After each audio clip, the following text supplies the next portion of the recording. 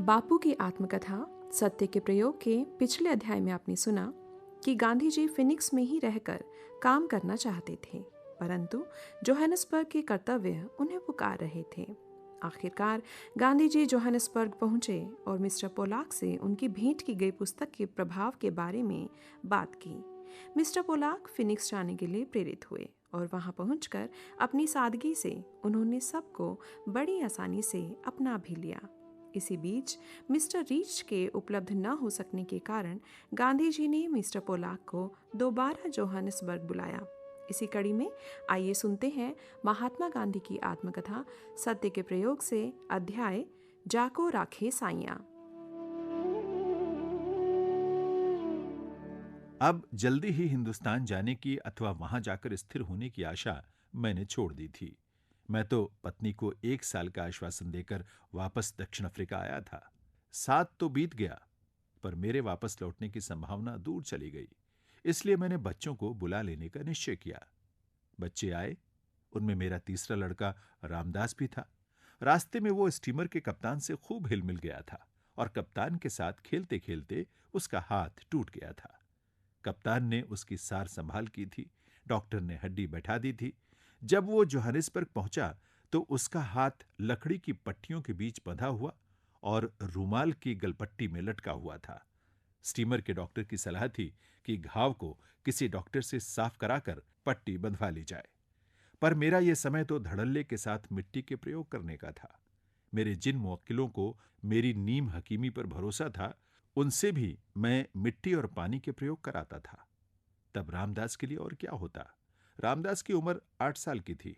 मैंने उससे पूछा, तेरे घाव की मरहम पट्टी मैं स्वयं करूं तो तू घबराएगा तो नहीं? रामदास हंसा और उसने मुझे प्रयोग करने की अनुमति दी। यद्यपि उस उम्र में उसे सारासार का पता नहीं चल सकता था, फिर भी डॉक्टर और नीम हकीम के भेद को तो वो अच्छी तरह जानता था।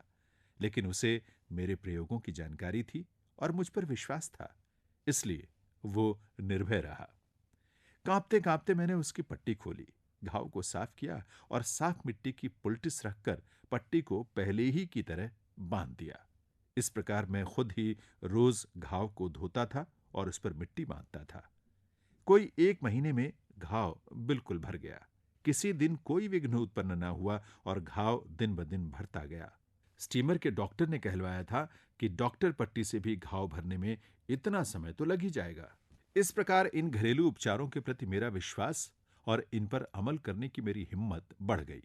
घाव, बुखार, अजीर्ण, पीलिया इत्यादि रोगों के लिए मिट्टी, पानी और उपवास के प्रयोग मैंने छोटे बड़ों और स्त्री पुरुषों के साथ किए।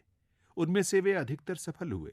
इतना होने पर भी जो हिम्मत मुझ में दक्षिण अफ्रीका में थी, वो यहां नहीं रही और अनुभव से ये भी प्रतीति हुई कि इन प्रयोगों में खतरा जरूर है। इन प्रयोगों के वर्णन का हेतु अपने प्रयोगों की सफलता सिद्ध करना नहीं है। एक भी प्रयोग सर्वांश में सफल हुआ है, ऐसा दावा नहीं किया जा सकता। डॉक्टर भी ऐसा दावा नहीं कर सकते। पर कहने का आशय इतना ही है कि जिसे नए अपरिचित प्रयोग करने हों, उसे आरंभ अपने से ही करना चाहिए। ऐसा होने पर सत्य जल्दी प्रकट होता है और इस प्रकार के प्रयोग करने वाले को ईश्वर उबार लेता है। जो खतरा मिट्टी के प्रयोगों में था, वो यूरोपियनों के निकट सहवास में था। भेद केवल प्रकार का था, पर स्वयं मुझे तो इन खतरों का कोई ख्याल ना आया। मैंने पोलाक को अपने साथ ही रहने के लिए बुला लिया और हम सगे भाइयों की तरह रहने लगे। जिस महिला के साथ पोलाक का विवाह हुआ, उसके साथ उनकी मित्रता कोई वर्षों से थी। दोनों ने यथा समय विवाह करने का निश्चय भी कर लिया था। पर मुझे याद पड़ता है कि पोलाक थोड़ा धन संग्रह कर लेने की बाट जो रहे थे। मेरी तुलना में रस्किन का उनका अध्ययन कहीं अधिक और व्यापक था, पर पश्चिम के वातावरण में रस्किन के विचारों को पूरी तरह आचरण में लाने की बात उन्हें सूझ नहीं सकती थी। मैंने दलील देते हुए कहा, जिसके साथ हृदय की गांठ बंध गई है, केवल धन की कमी के कारण उसका वियोग सहना अनुचित कहा जाएगा। आपके हिसाब से तो कोई गरीब विवाह कर ही नहीं सकता। फिर अब तो आप मेरे साथ रहते हैं, इसलिए घर खर्च का सवाल ही नहीं उठता।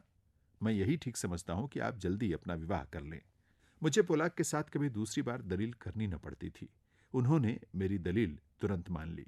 भावी मिसेस पोलाक विलायत में थी, उनसे पत्र व्यवहार शुरू किया। वे सहमत हुईं और कुछ ही महीनों में विवाह के लिए जोहानिसबर्ग आ पहुंची। विवाह में खर्च बिल्कुल नहीं किया था। विवाह की कोई खास पोशाक भी नहीं बनवाई थी। उन्हें धार्मिक विधि की आवश्यकता ही नहीं थी। मिसेस पोलाक जन्म से ईसाई और मिस्टर पोलाक यहूदी थे। दोनों के बीच सामान्य धर्म तो नीति धर्म ही था। पर इस विवाह का एक रोचक प्रसंग यहां लिख दूं।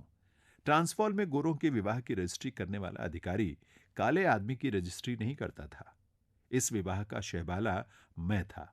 खोजने पर हमें कोई गोरा मित्र मिल सकता था, पर पोलाक के लिए वो सह नहीं था। इसलिए हम 3 व्यक्ति अधिकारी के सामने उपस्थित हुए। जिस विवाह में मैं शहबाला हूं, उसमें वर वधू दोनों गोरे ही होंगे। अधिकारी को इसका भरोसा कैसे हो? उसने जांच होने तक रजिस्ट्री मुलतवी रखनी चाहिए।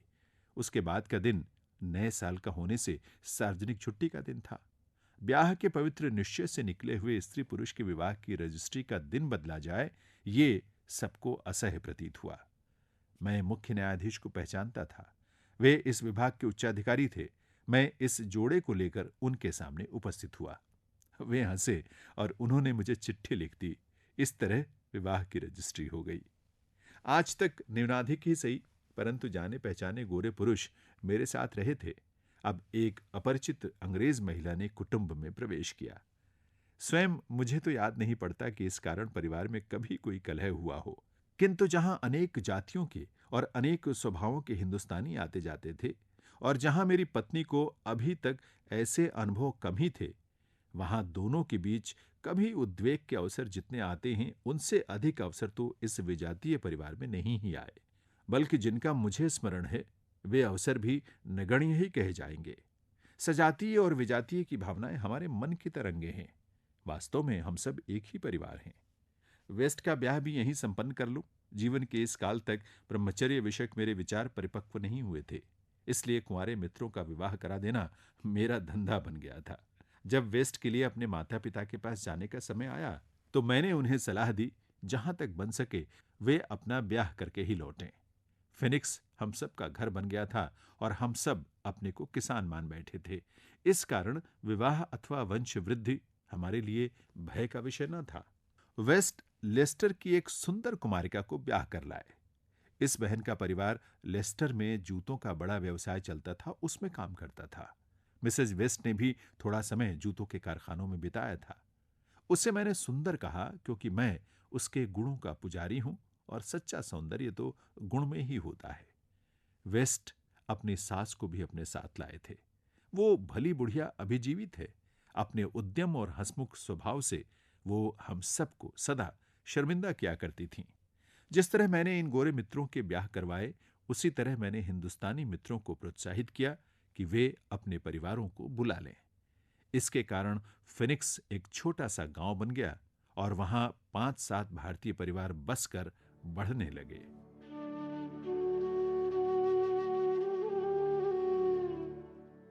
अभी आप सुन रहे थे महात्मा गांधी की आत्मकथा सत्य के प्रयोग से अध्याय जाको राखें साइयां।